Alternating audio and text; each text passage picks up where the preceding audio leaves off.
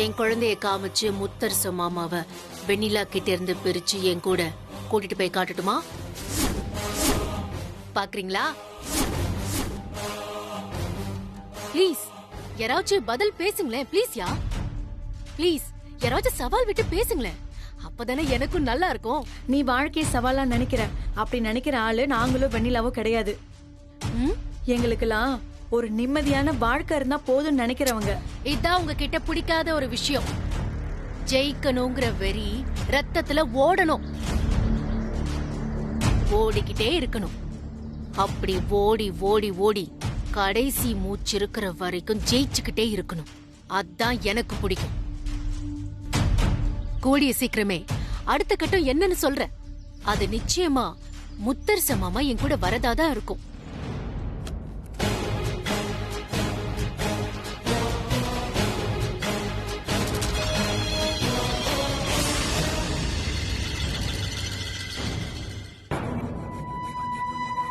குழந்தை அப்படியே தனிக்காய்ச்சலத்தை உரிச்சு வச்சிருக்குப்பா.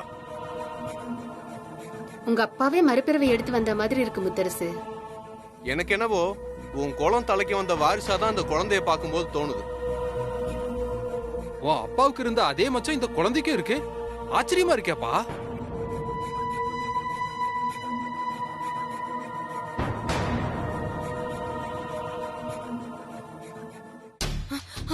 மாமா, என்ன? நம்ம பையன் திருத்தணிக்கு உடம்பு சரியில்லை மாமா. உடனே டாக்டருக்கு போன் பண்ணி வர சொல்லுங்க. திருத்தணிக்கு உடம்பு சரியில்லை, திருப்பதிக்கு உடம்பு சரியில்லைன்னு ஏன்ட்டு சொல்ற? ஓ, உனக்கு தெரிஞ்ச ஒரு ஃப்ராடு டாக்டர் இருக்கும்ல, அதுக்கு ஃபோன் பண்ணி வர சொல்லு. என்ன மாமா இந்த விஷயத்துல கூட இப்படி பேசுறீங்க? நான் அந்த டாக்டர் கிட்ட பாத்துக்கிட்டது, செக்அப் பண்ணிக்கிட்டது எல்லாம் எனக்கு டெலிவரி ஆகுற வரைக்கும் தான். இப்போ குழந்தை பிறந்ததுக்கு அப்புறம் இனிமே நம்ம ஃபேமிலி டாக்டர் தானே நம்ம குழந்தைய பார்த்தாகணும். அதனாலதான் நம்ம ஃபேமிலி டாக்டருக்கு ஃபோன் பண்ணுங்கன்னு சொல்ற மாமா. எத்தனை நம்ப போடுற பாரு. நம்ம குடும்ப டாக்டர், நம்ம ஃபேமிலி, நம்ம குழந்தை. எங்கிருந்து வந்துச்சு இந்த நம்ப? உனக்கும் எனக்கு இந்த சம்மதமும் கிடையாது, எனக்கும் இந்த குழந்தைக்கும் இந்த சம்மதமும் கிடையாது. புரியுதா? சும்மா தேவையில்லாம இந்த நாடகம் ஆடிட்டு இருந்தேன்னா மூஞ்சி முகரெல்லாம் பேத்துருவேன். போ. அப்போ நீங்க கால் பண்ண மாட்டீங்க? அப்போ இல்ல, எப்பவும் கால் பண்ண மாட்டேன். அது உங்க குழந்தை மாமா, உங்க குல வாரிசு. இன்னைக்கு ஃபங்க்ஷனுக்கு வந்தவங்க எல்லாம் சொன்னது கேட்டீங்கல்ல? குழந்தைக்கு உடம்பு சரியில்லைன்னு சொன்னதுக்கு அப்புறமும் நீங்க போன் பண்ணாம இருந்தா என்ன அர்த்தம் மாமா? எதுக்காக அந்த குழந்தை மேல நீங்க இவ்ளோ வெறுப்ப காமிக்கிறீங்க? அந்த வெறுப்பை ஏன் மேல காட்டுங்க. தயவு செஞ்சு குழந்தை மேல காட்டாதீங்க ப்ளீஸ் மாமா. ஃபர்ஸ்ட் டாக்டருக்கு போன் பண்ணுங்க. முடியாதுன்னு சொல்லிட்டேன்ல, முடியாது. என்னமோ வெளியில உங்களை பத்தி நல்ல விதமா பேசிட்டு இருக்காங்க, ஆனா உள்ளுக்குள்ள நீங்க இவ்ளோ கல் நெஞ்சுக்காரரா இருப்பீங்கன்னு நான் நினைக்கல. சரி விடுங்க. நீங்களே டாக்டருக்கு போன் பண்ணாதப்போ எனக்கு மட்டும் என்ன அக்கறை? ஆனா ஒண்ணு சொல்றேன், உங்க குழந்தை படுற வேதனைய நான் வேடிக்கை பாப்பேனே ஒழிய நானா டாக்டருக்கு போன் பண்ண மாட்டேன். நீங்களா சொல்லி டாக்டர் இங்க வந்தா மட்டும்தான் உண்டு. இவ உண்மையா பேசுறாளா பொய்ய பேசுறாளான்னு தெரியலையே. ஒருவேளை உண்மையாலுமே அந்த குழந்தைக்கு உடம்பு சரியில்லையோ? அது என்ன தப்பு பண்ணுச்சு பாவம். வெண்ணிலா, வெண்ணிலா. சொல்லு முத்து மாமா. ஸ்வேதா வந்தா குழந்தைக்கு உடம்பு சரியில்லை, டாக்டர் கூப்பிடுங்கண்ணா. மாட்டேன்னு சொல்லிட்டேன். ஆனா பொய் சொல்றாளா இல்ல உண்மையான்னு தெரியலையே. என்னன்னு போய் பார்த்துட்டு வரேன். இல்ல இல்ல, குழந்தையாச்சே, அதுக்காக தான் சொல்றேன். போய் பாரு. சரி மாமா.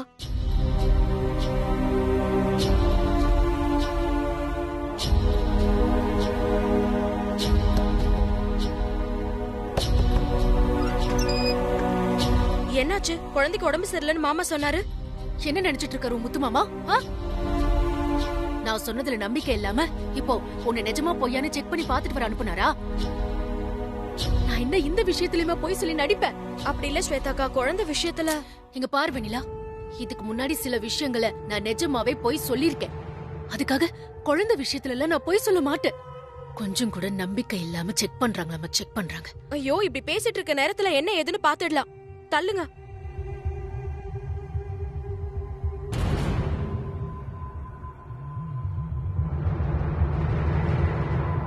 என்ன இது? குழந்தை உடம்பு நெருப்பா கொதிக்குது. காய்ச்சலா? இதத்தான் நானும் வந்து முத்தரசு மாமா கிட்ட சொன்னேன். டாக்டருக்கு ஃபோன் பண்ணுங்க மாமா, என்கிட்ட நம்பர் டெலீட் ஆயிடுச்சுன்னு சொன்னேன். கால் எல்லாம் பண்ணவே முடியாதுன்னு சொல்லிட்டாரு. ஏன் இப்படி கல் நெஞ்சுக்காரரா மாறிட்டாருன்னு எனக்கு தெரியவே இல்ல. இப்ப என்னடானா நீ வந்து பாத்துட்டு அனலா கொதிக்குதுன்னு சொல்ற. இப்போ நீ போய் சொன்னா நம்பிதானே ஆகணும். அவர் நான் வந்து சொன்னா நம்ப மாட்டாரு, ஆனா நீ போய் சொன்னா நம்புவாரு. அதான அவரோட மைண்ட் செட்டு. போ போ போ, போய் சொல்லு குழந்தைக்கு நிஜமாவே உடம்பு சரியில்லை, அனலா கொதிக்குதுன்னு.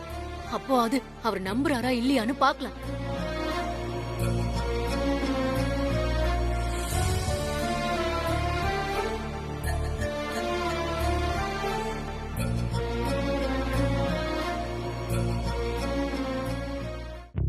முத்துமாமா, குழந்தைக்கு நிஜமாவே உடம்பு சரியில்லை, உடம்பு நெருப்பா கொதிக்குது. டாக்டருக்கு போன் பண்ணுங்க மாமா. எப்படி குழந்தைக்கு திடீர்னு ஜுரம்? தெரியலையே. இன்னைக்கு பேர் வைக்கிற ஃபங்க்ஷனுக்கு நிறைய பேர் வந்திருந்தாங்கல்ல. நிறைய பேர் குழந்தைய தூக்கி கொஞ்சினாங்க. அதுல ஏதாவது திருஷ்டி பட்டிருக்கும். அப்படி இருந்தா கூட காய்ச்சல் வரதுக்கு வாய்ப்பு இருக்கு. நீ முதல்ல டாக்டருக்கு போன் பண்ணு முத்துமாமா. ஹலோ டாக்டர், ஒண்ணும் இல்ல, சொல்லுங்க. அது குழந்தைக்கு உடம்பு சரியில்லை. என்னாச்சு? உங்க குழந்தைக்கா? இல்ல இல்ல, ஸ்வேதா குழந்தைக்கா? சரி, நான் இப்ப வரேன். கொஞ்சம் சீக்கிரம் வாங்க டாக்டர். Thank you thank you. என்ன மாமா, குழந்தைக்கு ட்ரீட்மெண்ட் கொடுக்கறதுக்கு கூட வெண்ணிலா வந்து ரெக்கமெண்ட் பண்ண வேண்டியதா இருக்கு, அப்படிதானே? குழந்தைக்கு தகப்பனான உங்களால அதை பண்ண முடியல, அதுக்கு இப்போ ஒரு ரெக்கமெண்டேஷன் தேவையா? ஏய், வாய மூடு. சும்மா நொய் நொயினதை பேசிட்டு. நீ ஆரம்பத்துல இருந்து இது வரைக்கும் ஒரு நாளாவது உண்மையா பேசிருக்கியா? வாய திறந்தாலே பொய். என் பேரு ஸ்வேதான்னு நீ சொன்னதை தவிர மற்றது எல்லாமே பொய் தான். யாருக்கு தெரியும், அது கூட பொய்யா இருக்கும். அப்புறம் எப்படி உன்னை நம்ப முடியும்? அதனால தான் குழந்தைக்கு உண்மையிலே உடம்பு சரியில்லையான்னு போய் வெண்ணிலாவை பார்க்க சொன்னேன். ஓ, இங்க பாருங்க மாமா, உங்களை அடையிற அந்த நிமிஷம் வரைக்கும் நான் பொய் சொன்னேன். தாலி வாங்குறதுக்காக நாடகம் ஆடினேன். ஆனா இதெல்லாம் உங்க மூலமா குழந்தை பெத்துக்கணுங்கிறதுக்காக மட்டும்தான் நான் பண்ணேன். இப்போ அந்த ஆசை ஃபுல்லா நிறைவேறிடுச்சு. என் குழந்தைக்கு பேர் வச்சு தொட்டில போட்டு ஊரறிய பொண்டாட்டின்னு எனக்கு ஒரு அங்கீகாரத்தை கொடுத்துட்டீங்க. இப்போ முழு மனசோட என்ன மனைவியா நீங்க ஏத்துக்கணும். இந்த உரிமை போராட்டத்துல நான் பொய் சொல்லணுங்கிற அவசியமே இல்ல.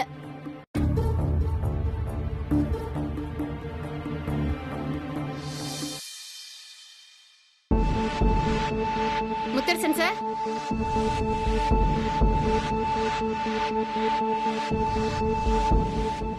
ஹலோ டாக்டர், குழந்தை உள்ளதா இருக்கா, வாங்க.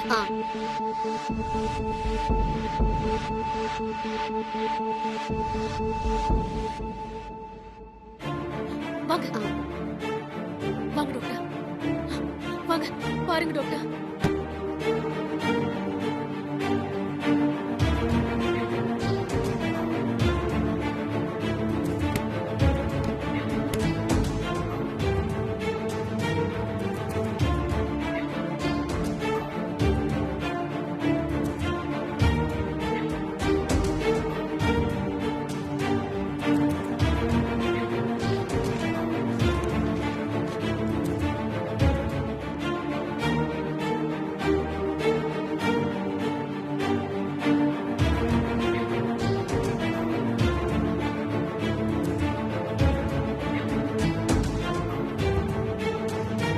டெம்பரேச்சர் ரொம்ப அதிகமா இருக்கே, ஃபிட்ஸ் வரதுக்கு நிறைய வாய்ப்பு இருக்கு. அதனால 100 டிகிரி தாண்டும் போது அட்மிட் பண்ணி தான் பார்க்க வேண்டியிருக்கும். ஐயோ, குழந்தை நல்லா தான் சிரிச்சு விளையாடிட்டு இருந்தான், திடீர்னு காய்ச்சல் வந்துருச்சு. உங்க வீட்ல இன்னைக்கு ஃபங்க்ஷன்ல யார்கிட்ட இருந்தாவது குழந்தைக்கு இன்ஃபெக்ஷன் ஆயிருக்கும், அதனால தான் ஃபீவர் வந்திருக்கு. ஆனா கவலைப்படுறதுக்கு எதுவும் இல்ல. நான் ஒரு மாத்திரை எழுதி தரேன், 6 மணி நேரத்துக்கு ஒரு தடவை அது குழந்தைக்கு கரெக்டா கொடுத்துருங்க. அதே மாதிரி குழந்தைக்கு கரெக்டா டெம்பரேச்சர் செக் பண்ணிட்டே இருங்க. டெம்பரேச்சர் அதிகமாச்சுன்னா உடனே எனக்கு இன்ஃபார்ம் பண்ணுங்க. லேட் பண்ணிட வேண்டாம். இந்தாங்க. ஓ சரி சரி சரி சரி சரி. என்னடா கார்த்தி அண்ணி. சீக்கிரம் போய் இந்த மருந்தெல்லாம் வாங்கிட்டு வா. அண்ணி என்ன நீ தேவலாம்? போ கார்த்தி போ. குழந்தைய பத்திரமா பாத்துக்கோங்க. எது இருந்தாலும் எனக்கு கால் பண்ணுங்க. Okay doctor. சரி அழாதடா, அழாத தங்கம்.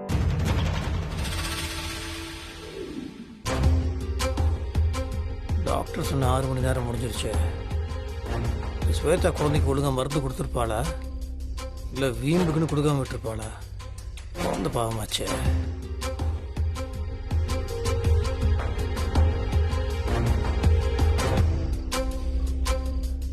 வெண்ணிலா மாமா வா.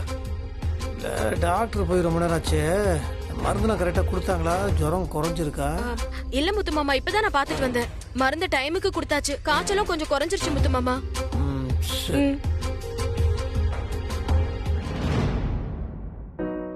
ருத்ரகுட்டி, என்னப்பா? என்ன பண்றீங்க? ஒண்ணும் இல்லப்பா, சும்மாதான் விளையாடிட்டு இருந்தேன். பொன்மகள் கிட்ட செம்மையா விளையாண்டம்பா. அப்படியா? ஒண்ணு பண்றீங்களா? தம்பி பாப்பா எப்படி இருக்கான்னு போய் பார்த்துட்டு வாங்க. தம்பி பாப்பாவா? ம். நீங்க தான் அங்க போனா திட்டுவீங்களேப்பா. ஆமா, நான் தான் சொன்னேன். இப்போ தம்பி பாப்பாக்கு உடம்பு முடியலையா? பாப்பாக்கு இப்போ உடம்பு எப்படின்னு பார்த்து வரியா? சரிங்கப்பா.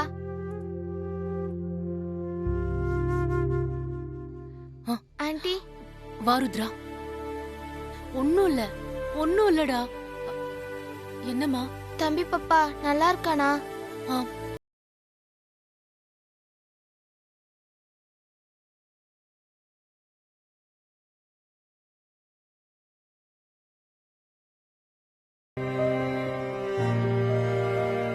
ஜில்லுன்னு தான் இருக்கு. அவனுக்கு ஜுரம் வந்துச்சு, இப்போ இல்ல, சரியாயிடுச்சு.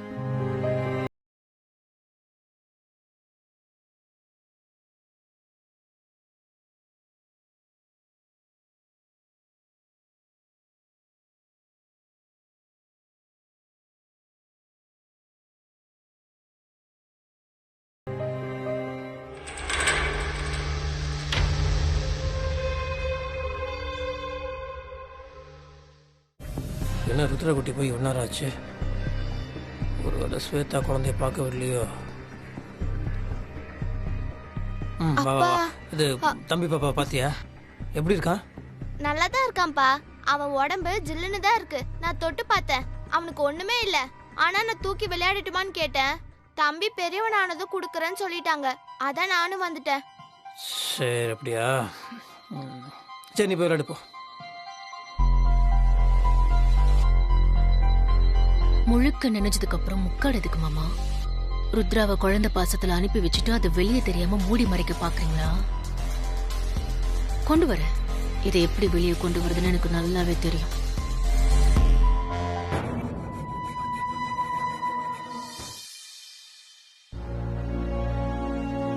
வெளியில வெளியில அதான் அது குழந்தைக்கு ஜுரம் குறைஞ்சிருச்சான். ருத்ரகுட்டி தான் போய் பார்க்க சொன்னேன். நல்ல டாக்டர் கரெக்டான டைமுக்கு வந்துட்டாங்கல்ல, மாத்திரைலாம் கொடுத்தாங்கல்ல, அது கரெக்டாக வேலை செய்யுது. எல்லாம் சரியாயிடும் முத்து மாமா. இதெல்லாம் வர வரதான் குழந்தைக்கு எதிர்ப்பு சக்தி இன்னும் நிறைய வரும்.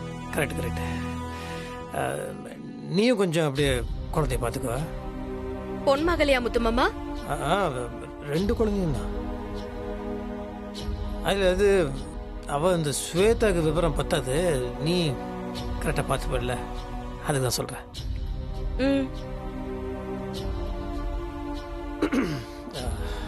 ஏவனில நான் வேணா போய் ஒரு 8 குழந்தைய பார்த்துட்டு வரட்டுமா? இல்லை, காய்ச்சலாக இருக்குல்ல குழந்தைக்கு, அதான், வேற ஒன்றும் இல்லை. என்ன முத்து மாமா இத போய் என்கிட்ட கேக்குற? போய் பார்த்துட்டு வா.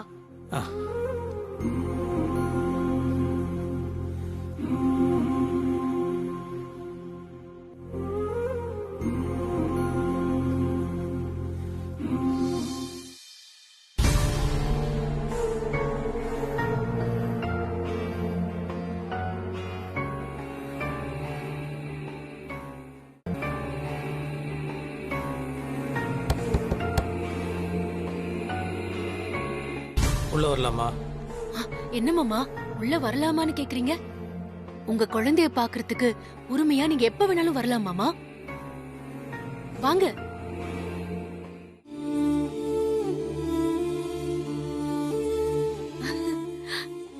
அட, பாத்தீங்களா மாமா?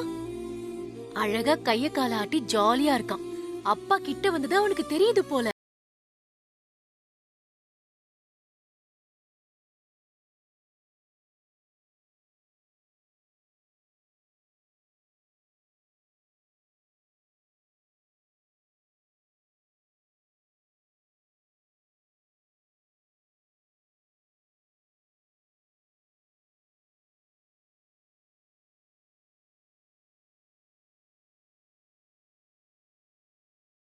ரூபா கொண்டாடினா மட்டும் பத்தாது, குழந்தைய ஒழுங்கா பார்த்துக்கணும்.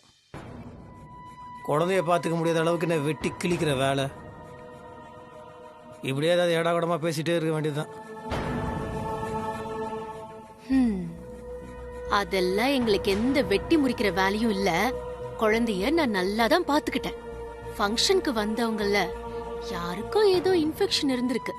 ஆளாளுக்கு குழந்தைய தூக்கி கொஞ்சினாங்கல்ல.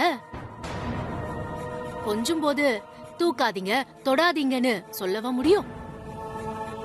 அதனாலதான் இப்படி ஆயிடுச்சு. சொல்லுடா திருத்தணிகை. ஃபங்க்ஷனில் வந்தவங்க ஒன்றை மட்டும் தான் தூக்குனாங்களாடா? ஏன் பொன்மகளை தூக்கல? அவளுக்கு ஒன்றும் ஆகலைல்ல? டேய் தணிகை, நான் கொடுத்து வச்சது அவ்வளவுதான். பொன்மகளுக்கு அவங்க அம்மா கிட்ட இருந்து தாய்ப்பால் கிடைக்குது. ஆனா என் குழந்தைக்கு தான் அந்த குடுப்பனை இல்லையே. நான் உனக்கு புட்டிப்பால் தானே குடுக்கறேன்.